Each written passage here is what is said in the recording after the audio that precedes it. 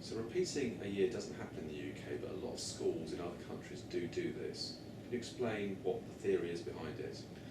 I think the reasons that different schools and education systems require children to repeat a year vary. So in the United States, for example, some states or school districts test children at the end of the year, and if they haven't reached a certain level of achievement, they require them to repeat that grade.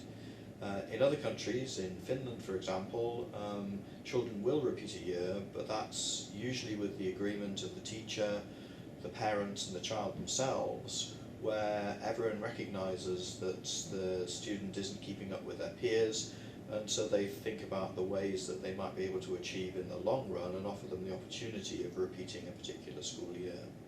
So unusually for education, this has a huge negative impact on student outcomes. Why do you think that is? Yes, I think the impact is startling compared with other education evidence.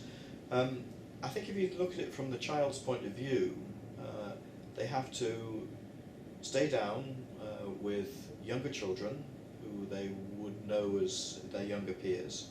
They then have to repeat the curriculum that they've already experienced for a year, and unless the teacher does something different, it's hard to understand why they'd succeed a second time where they've already failed. And the overall impact on their motivation and self-efficacy as a learner must be quite dramatically negative. So it's perhaps not surprising that the overall long-term impact is so negative for these children. So what lessons are there for teachers in the UK? I think there are two main lessons. The first is around thinking about the motivation and engagement of young people to ensure that they're successful and know that they're being successful. The second is in thinking about children's progress, and when they start to fall behind, ensuring that we intervene quickly enough so that they don't fall behind their peers.